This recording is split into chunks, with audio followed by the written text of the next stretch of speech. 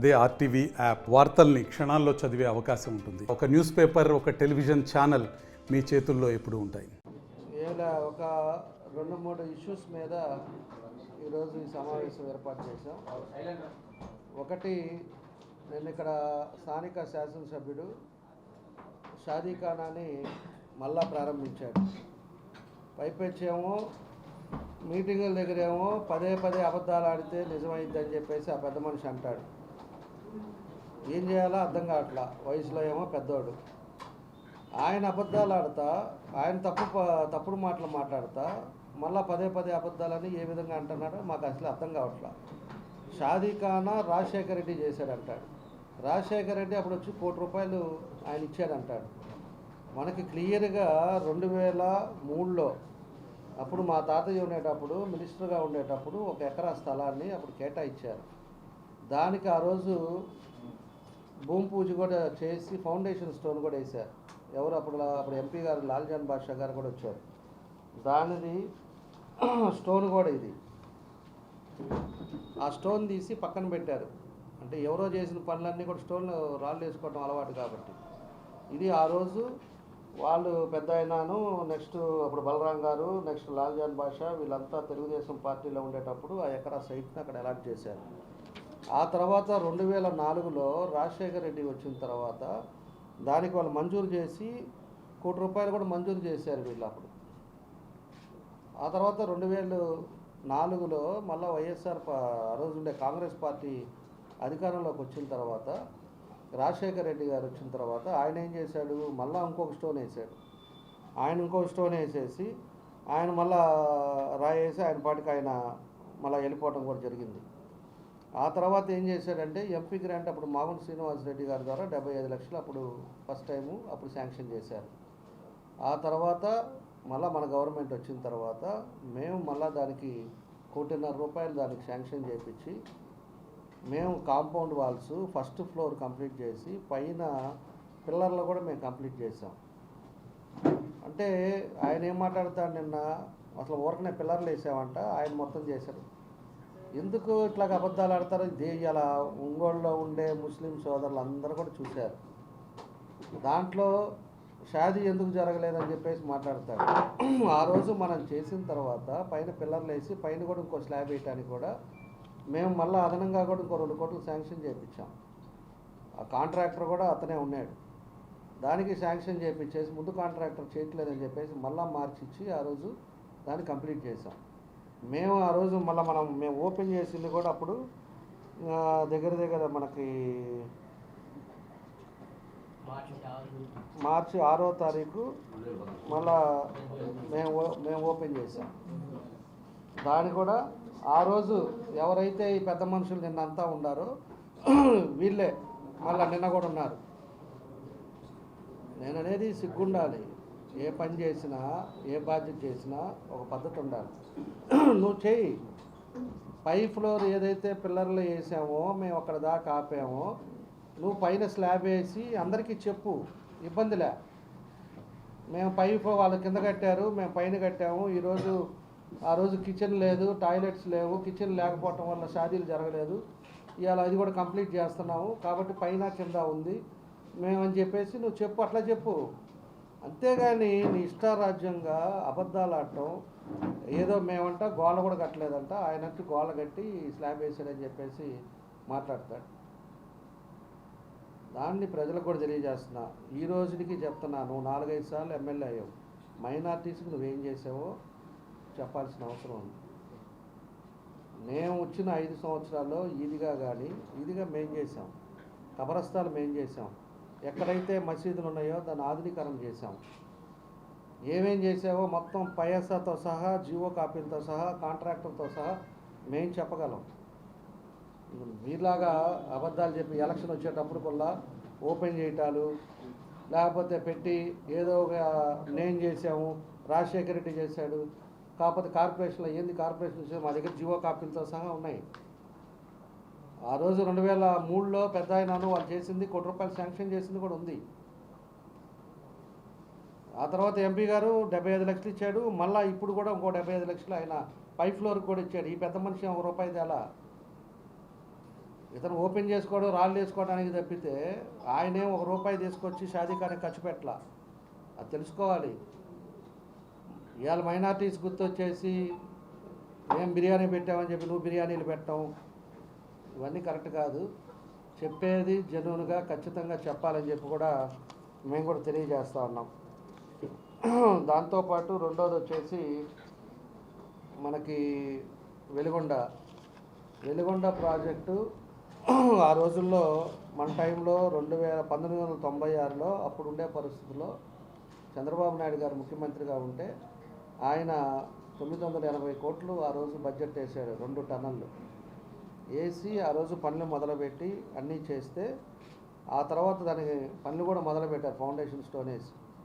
2004లో రాజశేఖర రెడ్డి వచ్చిన తర్వాత దాన్ని రీషెడ్యూల్ చేసి దాన్ని 5,500 కోట్లు బడ్జెట్ మళ్ళా వేశారు. మళ్ళా వేసిన తర్వాత 2014లో వచ్చేసి మన గవర్నమెంట్లో 17.5 కిలోమీటర్ల వరకు అయింది. అదేవిధంగా 3 కిలోమీటర్లు 2వ టన్నల్ అయింది. దానికి గాను 14-19లో 1,450 కోట్ల రూపాయలు ఆ రోజు వెలిగొండకి తెలుగుదేశం పార్టీ ఖర్చు పెట్టింది. తర్వాత ఈయన వచ్చిన తర్వాత దాన్ని మనకి 19-20లో 333, 20-21లో 318, 21-22లో 193, 22-23లో 107, 23-24 101, మొత్తం 953 కోట్ల రూపాయలు ఈ గవర్నమెంట్ ఇచ్చారు. నేననేది ఏంటి అంటే నువ్వు ఇచ్చేవాడి చిత్తశుద్ధి లేకుండా అప్పుడు అసెంబ్లీలో కూడా అడిగినప్పుడల్లా కూడా నెక్స్ట్ మంత్ జూన్కి అయిపోద్ది, నెక్స్ట్ మంత్ ఏప్రిల్కి అయిపోద్ది, లేకపోతే నెక్స్ట్ ఇయర్ 22కి అయిపోద్ది. ఆ పోలవరం అలానే చెప్పారు, దీన్ని అలానే చెప్పారు.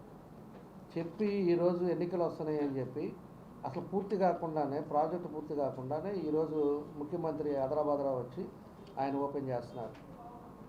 వీళ్ళు ఎంతసేపటికి ఆ ముఖ్యమంత్రి అట్ట తయారు, ఇక్కడ ఉండే అతను అట్ట తయారయ్యారు. వీళ్ళు చేసే తప్పుల్ని పదే చెప్పుకోవటం, వాళ్ళు కరెక్ట్ చేసుకునే పరిస్థితిలో ఉన్నారు తప్పితే దాన్ని అసలు పని చేయకుండా ఈ 5 సంవత్సరాలు 12 లక్షల కోట్లు అప్పులు తీసుకొచ్చి కనీసం పోలవరం ప్రాజెక్టు సెంట్రల్ గవర్నమెంట్లో ఆ రోజు 25 మంది ఎంపీలు ఉంటే మేము ప్రత్యేక హోదా చేస్తాం కాలర్ పట్టుకొని అడుగుతాను పెద్ద మనిషి దాన్ని వదిలేశాడు. కనీసం సెంట్రల్ గవర్నమెంట్ పోలవరం చేస్తా అన్నప్పుడు కనీసం వాళ్ళతోటన్నా మాట్లాడుకొని పోయి కాలు పట్టుకోవటం, కేసులు చూసుకోవటం తప్పితే వాళ్ళ దగ్గరన్నా పోయేసి ఇదిగో మాకు పోలవరం ఇంపార్టెంట్, దానివల్ల మన రాష్ట్రం బాగుపడుతుందని చెప్పి అదన్నా వెలుగొండ ఇలాంటి 2-3 పనులు చేస్తుంటే ఇవాళ 4.5 లక్షల ఎకరాలకి సాగునీరు ఉండేది 3 జిల్లాలకి. ఇవాళ 32 మండలాలకు వచ్చేది తాగునీరుకి పశ్చిమ ప్రాంతం అంతా కూడా ఇబ్బంది లేకుండా ఉండేది. అటు కడప కానీ ఇటు నెల్లూరు జిల్లాకు కానీ రెండింటికి, కర్నూలు కూడా కొంత పార్టీ వెళ్తుంది, ఇవన్నీ ఇబ్బంది లేకుండా ఉండేది. దాన్ని ఇప్పుడు వదిలేసేసి లాస్ట్ మినిట్ వచ్చాక వీళ్ళు ఓపెన్లు చేయటం, అబద్ధాల మీద అబద్ధాలు చెప్పటం. ఇవాళ వెలుగొండకి ముఖ్యమంత్రి ఎట్లా వస్తున్నాడు, ఏదో ఒకటి మాయ మాటలు చెప్పేసి అయిపోయిందని పని చెప్పుకోవటం తప్పితే ఒక వారం రోజుల్లో ఉంటే ఒక పక్క ఏమో గుళ్ళకమ్మ ఈ రోజుకి 4 సంవత్సరాల నుంచి 2 టీఎంసీ వాటర్ బయటికి వెళ్ళిపోయింది. 3.5 కోట్లు ఖర్చు పెట్టుంటే ఆ గేట్లు అయిపోయాయి. గేట్లు పెట్టనోటి ఇలా ప్రాజెక్టులకు పోయేసి ఓపెన్ చేసి ఎవరిని మాయ చేద్దామని అన్నీ ప్రజలు గమనిస్తున్నారు. నువ్వు అప్పులు తీసుకొచ్చి ఏం చేసావు అనేది ఇలా అందరికీ తెలుసు. రేపు గవర్నమెంట్ మారిన తర్వాత ఒక్కొక్క లెక్క తీసినప్పుడు తెలుస్తుంది. ఎక్కడ ఖర్చు పెట్టారా, ఏం చేశారా, మొత్తం పిన్ టు పిన్ ఇవ్వాలి. ఇవాళ ఏదో అవకాశం ఉందనే పోలీసులు ఉన్నారు, లేకపోతే ఆ డిపార్ట్మెంట్ వాళ్ళు ఉన్నారు, ఏదో ఒకటి అనుకుంటే అది జరగదు. రేపు వచ్చినప్పుడు ఫస్ట్ ఇవన్నీ కూడా అన్నీ చేసే పరిస్థితులు వస్తాయని చెప్పి కూడా మేము తెలియజేస్తూ ఉన్నాం. అదేవిధంగా నిన్న మళ్ళా ఈయన కూడా పట్టాలు దాని మీద ఎక్కడికి పోయినా పట్టాలు ఇచ్చేటప్పుడు నేను పదే చెప్పా, అది ఐరన్ ఓవర్ ల్యాండు. మేమంతా కూడా మినిస్టర్లు తీసుకొచ్చి ఆ రోజు మేమంతా కూడా గవర్నమెంట్ కలెక్టర్ గారు అందరం కూడా వెళ్ళి అక్కడ మాకు 888కి 200 ఎకరాలు, అదేవిధంగా టిట్కో హౌసెస్కి, స్టేడియంకి మొత్తం అన్నీ చూసాము. అక్కడ ఫీజిబిలిటీ లేదు, ఆడ కుదరదు, అది సెంట్రల్ గవర్నమెంట్ నామ్స్ ప్రకారంగా అవ్వదు అని చెప్పిన తర్వాతే 888 మేము కనిగిరి పంపించాము. ఈ టిట్కో హౌసెస్కి ఏమో ఇక్కడ ల్యాండ్ ప్రొక్యూర్ చేసి ల్యాండ్లో కట్టాము 80%. నువ్వు ఎక్కడికి పోయినా మైకు తీసుకోగానే 25,000 పట్టాలు ఇవ్వాలనుకున్నాను, వాళ్ళు కేసేశారు. ఏమాత్రం కొంచెమన్నా అర్థం ఉండి మాట్లాడుతున్నారో నాకు అర్థం కావట్లా. ఆయనకు అన్నీ తెలుసు. అమాయక ఫేసు పెట్టి అమాయకుడు మాదిరి నేను ఈ పోతున్నాను, వాళ్ళు అడ్డం పడుతున్నారు, ఈ పోతున్నాను అడ్డం పడతారు. నీకు తెలియదా? ఏ గుడికి వెళ్దామరా? అక్కడ నువ్వు హౌసెస్ పట్టాలు ఇవ్వగలుగుతావా అని చెప్పేసి నువ్వు ఏ గుడికి వెళ్దామో నువ్వు కొట్టేద్దా? నీకు అన్నీ తెలుసు, మాయ చెప్తున్నావు, మాయ మాటలు చేస్తున్నావు. అంటే ఏంటంటే మళ్ళా మమ్మల్ని అంటాడు, పదే అబద్ధాలు చెప్తే అది నిజమైద్దని. పదే చెప్తుంది నువ్వు. జనాలు నమ్ముతారని చెప్పేసి నువ్వు ప్రతి మీటింగ్కి వెళ్ళగానే మేము అక్కడ 25,000 పట్టాలు ఇవ్వాలనుకున్నాం, తెలుగుదేశం వాళ్ళు వచ్చారు. ఆ మాత్రం తెలియదా? నీకు 4 సార్లు 5 సార్లు ఎమ్మెల్యే అయినోడివి. ఐరన్ ఓవర్లో పట్టాలు ఇస్తారా, ఎట్లా జరుగుద్దని చెప్పి. అంతకుముందు వాళ్ళు ఏదో కేసు వేశారు, మళ్ళీ వాళ్ళ చేత ఇప్పుడు వద్దని చెప్పి కేసు వేశారు అంటారు. అదే అసలు సెంట్రల్ గవర్నమెంట్లో నామ్స్ ప్రకారంగా చూసుకోవాలి అవన్నీ. లేకపోతే మా కట్టం చేతగాక మేము ఎందుకు కొంటాం? ఇక్కడ 50 ఎకరాలు మేము 35 లక్షలు పెట్టి మేము కొన్నాం కదా. ఆడే టిట్కో హౌసెస్ 16,000 ఇల్లు ఆడే వచ్చేసాయి కదా. ఇవన్నీ కూడా ఈ ల్యాండ్ ఎక్కువ చేసినా ఇవన్నీ ఆ రోజు ఉండేది కాదు. ఇన్ టైంలోనే కంప్లీట్ చేసి పేదలందరూ కూడా ఇచ్చేసేవాళ్ళం 16,000 ఇల్లు. ఆ ల్యాండ్ ఎక్విజేషను మళ్ళీ ఇంకో 20 ఎకరాలు ఎక్విజేషన్ ఇవన్నీ లేట్ అయింది కాబట్టి 80% చేయగలిగాం అప్పుడు గమనపడితే. నువ్వు వచ్చేసి అదేమంటే పట్టాలు వేసామని చెప్తున్నాం. రెండోది వచ్చేసి మేమంతా కూడా రిజిస్ట్రేషన్ చేస్తున్నాం. రిజిస్ట్రేషన్ చేస్తుంది ఈడొక్కటే కాదు, రాష్ట్రం అంతా కూడా. దానికి ఒక సిస్టమ్ ఏదో పెట్టినట్టున్నారు, సచివాలయాలకు పెట్టేసి సచివాలయాల ద్వారా చేయాలని చెప్పేసి ఒక ప్రొసీజర్ పెట్టినట్టున్నారు. ఏదో ఆయన ఏదో కొత్త ప్రత్యేకంగా చేపిస్తున్నాడని చెప్పి అదొక అబద్ధాలు ఆడతాడు. దాన్నంట 10 లక్షలు చేస్తారంట ఈయన, ఇల్లు కూడా కట్టిస్తాడంట. ఎందుకు ఇట్లాగా చెప్పేది? నువ్వు అబద్ధాలు ఆడతావు, ఎదుటి వాళ్ళు మాత్రం పదే అబద్ధాలు అంటే. ఇల్లు ఎడగట్టిస్తావు నువ్వు ఇచ్చిన పట్టా జనునా కాదా అనేది ఫస్ట్ పాయింట్. నువ్వు పట్టా ఇచ్చిన తర్వాత ఎక్కడైతే సచివాలయాల్లో తంబేసిన తర్వాత అది ఆ డాక్యుమెంట్స్ అన్నీ కూడా ఎలిజిబిలిటీస్ ఉంటే దాన్ని మళ్ళీ రిజిస్ట్రేషన్ చేయాలి. ఆ రిజిస్టర్ ఆఫీస్ వాళ్ళకు కూడా వీళ్ళకి సచివాలయం వాళ్ళకి ఇచ్చారు ఆర్డర్ పర్మిషన్స్. వాళ్ళ సచివాలయంలో రిజిస్ట్రేషన్ అవ్వాలి. రిజిస్ట్రేషన్ తంబేసేది కాదు, తంబియాల 1000 మంది వేయించావు. దాంట్లో ఎలిజిబిలిటీస్ ఎంతమంది ఉన్నారు అవి కూడా తీసుకుంటున్నాం మేము. ఎలిజిబిలిటీస్ ఎంతమంది ఉన్నారో, చనిపోయిన వాళ్ళకి ఎంతమంది ఇచ్చావో, ఉద్యోగస్తులకు ఎంతమంది ఇచ్చావో, 4 స్టేర్ బిల్డింగ్ ఉన్న వాళ్ళకి ఎంతమందికి ఇచ్చావో, ఇంట్లో భార్యకి కొడుకులకి అందరికి ఎంతమందికి ఇచ్చారో కొన్ని అన్నీ ఉన్నాయి. కానీ మేము వెయిట్ చేస్తుంది తంబేసేది కాదు, రిజిస్ట్రేషన్ అయితేనే దానికి పక్కాగా ఉంటుంది. కాబట్టి ఆ రిజిస్ట్రేషన్ అయ్యి వస్తే మేము క్రాస్ చెక్ చేసి ఏముందో కూడా అప్పుడు చెప్తాం. అవి ఎక్కడ ఇస్తున్నావో తెలియదు, ఇంతవరకు ఏ ప్లాట్ నెంబరో తెలియదు. దాన్ని పెట్టుకొని బ్యాంకుకి పోతే 2 లక్షలు ఇస్తారని చెప్పేసి చెప్తున్నావు. నువ్వు మళ్ళీ ఇల్లు కట్టిస్తాను ఎట్లా చెప్తావు? నువ్వు నేను సొంతం కట్టిస్తున్నట్టు లేకపోతే గవర్నమెంటే వాళ్ళకి ఇల్లు కట్టిస్తున్నట్టు దాని మీద లోన్ తీసుకోవాలి. ఇట్లా ఇవన్నీ కూడా వాళ్ళ ప్రజలకేం తెలియదు అనుకోక ఈ రోజు ఏదో వాలంటీర్లో లేకపోతే వీళ్ళు ఆర్పీలో ఉండి తీసుకొచ్చి నీకు పట్టాలు ఇస్తున్నారు వచ్చి కూర్చోబెడుతున్నారు. నువ్వు ఇచ్చే చీరలకి అన్నిటికి కూడా ఎవరు జనాలు రారు. అది కూడా గుర్తుపెట్టుకోవాలి. చీరల కోసం వచ్చే పరిస్థితులు పోయినాయి ఆ రోజులు. ఇక లేదా నువ్వు పెద్ద ఈ మాదిరి చేసేవాడు ఉంటే సంవత్సరం ముందే చిత్తశుద్ధితోటి పోయి ఆ సీఎం దగ్గర కూర్చొని మీ బంధువు డైరెక్ట్గా డోర్ తీసి పెట్టుంటారు అంటున్నావు కదా, పోయి తీసుకొని వచ్చేసి నీట్గా డబ్బులు తీసుకొచ్చి చేసి వాళ్ళకి పక్కాగా ఇదిగోనమ్మా నీ ప్లాట్ ఇదిగో బ్యాంక్ కోడ్ 2 లక్షలు మీరు తీసుకోండి, మిగతా ఇదిగో 1.5 లక్షలు గవర్నమెంట్ నుంచి ఇప్పిస్తున్నాను, 3.5 లక్షలు పెట్టి ఇల్లు కట్టుకోండి అని చెప్పేవాడు. ఎడో తీసుకెళ్ళి ఆడిచ్చేసి 6 కిలోమీటర్ల అవతల ఇచ్చేసి సెంటు భూమి ఇచ్చేసి దానికి మళ్ళా పదేగా తెలుగుదేశం పార్టీ వాళ్ళు మాట్లాడటం కూడా అది మంచి పద్ధతి కాదని చెప్పేసి కూడా మరొకసారి చెప్తున్నాం. తెలుగుదేశం వాళ్ళు కూడా దీని మీద కూడా కేసు వేయాల. మళ్ళా చెప్తున్నా, నీకు ఎవడేసాడో కూడా తెలుసు. ఎందుకు మా మీద అంటాడో నాకు అర్థం కాదు. అంటే జనాలలో పొద్దుగోకులు చెప్తే అది అవుద్దని చెప్పేసి ఏదైనా అనుకుంటున్నాడేమో, నాకు అర్థం కాల. అంతకుముందు నీ తప్పు అది. 25,000 అక్కడ ఇద్దాము అనుకోవటమే నీ తప్పు. దాన్ని పెట్టి 40 కోట్లు తీసుకొచ్చి 40 కోట్లు ఏందో పట్టాలు లేఅవుట్ అని చెప్పి ఆ కొంట సదరం చేసి దాన్ని కూడా రేపు లోడతాం. 40 కోట్లని రూపాయలు పెట్టి దాన్ని ఇచ్చి దాన్ని నువ్వేం చేసావు? ఎన్ని వేల ట్రిప్పులు మట్టి అడగపోయింది. ఇవన్నీ కూడా వస్తాయి. ఇవాళ మీ అధికారులు ఉన్నారో లేకపోతే నువ్వు చెప్పేవాళ్ళు వింటారు. రేపు మారగానే 40 కోట్ల మట్టి అడగపోయిందో చెప్పాలి, 40 కోట్లు ఎంత తిన్నారో తెలుస్తుంది, ఎంత మెజర్మెంట్ ఇవ్వాలి. మా వాళ్ళ మీద వేసిల్లారు కదా, కేసు వేసారు కదా, గ్రానైట్ ఇది కూడా కొలతలు కొలిసల్లా. అదే కొలతలు మాకు చేత కదా కొలవటాలు. మేము 14-19 మేము కొలతలు కొలిసామా? అసలు గ్రానైట్ ఓనర్లు ఎవడో తెలుసా మాకు? మీ ఇష్టారాజ్యంగా 300-500 ఒక్కొక్కరి మీద పెనాల్టీలు వేసి వాళ్ళని బ్లాక్మెయిల్ చేసి వాళ్ళ దగ్గర డబ్బులు దొంగి మీ ఇష్టం వచ్చినట్టు చేసి ఇవాళ మళ్ళీ అబద్ధాల మీద అబద్ధాలు ఆడతారా? ఎక్కడికి పోయినా కూడా ఇదే మీటింగులు చెప్పటం. అందుకని మాయ మాటలు వద్దు. ఇప్పుడు కూడా మేము ఇప్పుడు ఇచ్చే పట్టాలకు కూడా మేమైతే కోర్టుకు వెళ్ళలేదు, మేము కేసు వేయలా. ఎవరేసారో కూడా నీకు తెలుసు. అబద్ధాలు అనేది మాట్లాడుకో. వయసులో పెద్దోడివి, అమాయకంగా చేసి అమాయకంగా పెట్టి వాళ్ళు వేశారని చెప్పగాక నీకు పేర్లు కూడా పెట్టారు బయట. అవన్నీ మాట్లాడితే నాకు సంస్కారాలు అడ్డు వస్తాయి. వాళ్ళు పెట్టి బయట మాట్లాడేవి కూడా నీకు తెలుసు. ఆ యాక్షన్లు అనేది మంచిది కాదు. యాక్షన్ మానేసి రియాలిటీలోకి వచ్చి రియాలిటీలో నువ్వేం చేయాలో చెయ్యి, తప్పేం లేదు. షాదీఖానా పైన స్లాబ్ ఒకటి వేసేసి నేను చేశాను వాళ్ళు ఏం చేయలేదు అని మాట్లాడటం తప్పు కదా. నువ్వు 5 సార్లు నిన్ను గెలిపించారే, నువ్వేం చేసావో నీకు తెలియదా? గట్టిగా నువ్వు కూర్చొని చెప్పలేవా? నువ్వు ఇదిగో ఇది నేను చేశానని చెప్పే ధైర్యం ఉందా నీకు?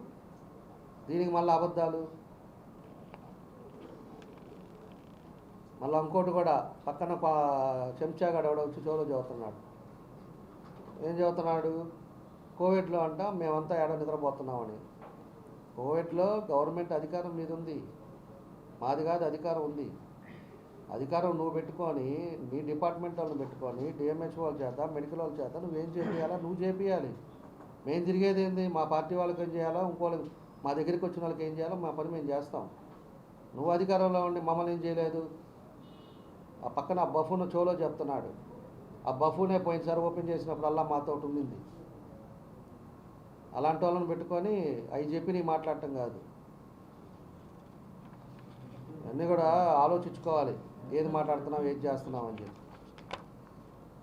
అదేవిధంగా 4వ అంశం వచ్చేసి మనకి జైహో బీసీ కూడా డిక్లరేషన్ నిన్న మనకిచ్చారు. ఏదైతే పవన్ కళ్యాణ్ గారు చంద్రబాబు నాయుడు గారు ఇద్దరు కలిసి బీసీలకి ఇదివరకు మనం ఏం చేసాం, రేపు గవర్నమెంట్ వస్తే ఏం చేస్తాం అనేది కూడా వాళ్ళు నిన్నంతా కూడా మనం మంగళగిరి దగ్గర అనౌన్స్ చేశారు. బీసీలకి 50 సంవత్సరాలకే పెన్షన్లు అమలు చేద్దామని చెప్పి మేము కూడా ఇంకోటి కూడా చెప్తున్నాం. ఇప్పుడు మేము తిరుగుతూ ఉన్నప్పుడు చాలామంది ఈ సైకో ప్రభుత్వంలో పెన్షన్లు తీసేశారు, రేషన్ కార్డులు తీసేశారు, వికలాంగులు ఉన్నారు, వికలాంగులకు కూడా తీసేశారు. వాళ్ళకి ఏది కారు ఉందనో లేకపోతే వాళ్ళ పిల్లవాడికి ఉద్యోగం ఉందనో అలాంటి పనులు చేశారు. వాళ్ళంతా చాలా బాధపడుతున్నారు.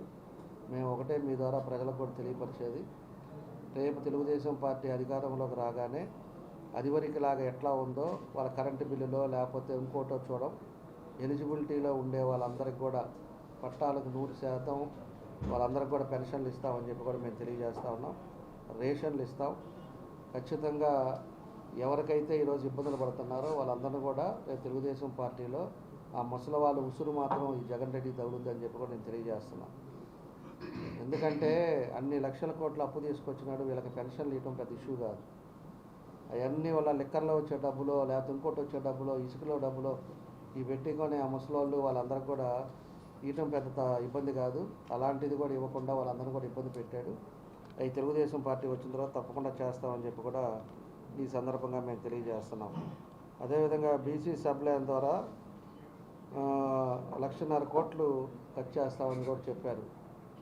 ఎందుకంటే ఈరోజు బీసీ సబ్లైన్ కానీ కార్పొరేషన్లు కానీ ఏది వేసాడే కానీ దానికి ఫండ్స్ ఇవ్వాల. ఫండ్స్ ఇవ్వకుండా ఏదో కార్పొరేషన్లు వేసి వాళ్ళకి జీతాలు ఇచ్చేసి ఆ డైరెక్టర్లు వేసి రూములు ఇచ్చారు తప్పితే ఏది కూడా ఎక్కడ కూడా కార్పొరేషన్ నుంచి కూడా ఎవరికి ఏం చేయాల. కాబట్టి బీసీ సబ్లైన్ ద్వారా కూడా ఇవన్నీ కూడా చేద్దాం. అదేవిధంగా అప్పుడు బీసీ రిజర్వేషన్లో కూడా అప్పుడు 34% ఉంటే 24% తగ్గించాడు. అప్పుడు 16,800 పదవులు దూరం చేశారు. అధికారం వచ్చిన తర్వాత మళ్ళీ 34% కూడా పెంచి రిజర్వేషన్ బీసీలకి అన్ని దాంట్లో కూడా వాళ్ళకు కూడా అవకాశాలు వచ్చేటట్టుగా దాన్ని కూడా చర్య తీసుకుంటామని కూడా దాంట్లో కూడా చెప్పడం జరిగింది. అదేవిధంగా చంద్రన్న బీమా ఏదైతే 10 లక్షలతోటి పెళ్లి కానుకలు ఇదివరకు మనం ఎట్లా ఇచ్చామో దానికి కూడా బీసీలకు ఇచ్చి వాళ్ళకు కూడా పెళ్లి కానుకలకి ఇవన్నీ కూడా బీసీ సబ్ ప్లాన్లో ఇవన్నీ కూడా చేస్తారని చెప్పి కూడా మేము తెలియజేస్తున్నాం. అదేవిధంగా బీసీ భవన్లు, కమ్యూనిటీ హాల్లో నిర్మాణం కూడా పోయినసారి అంతా కూడా బీసీ భవన్లు కూడా ఇచ్చాము.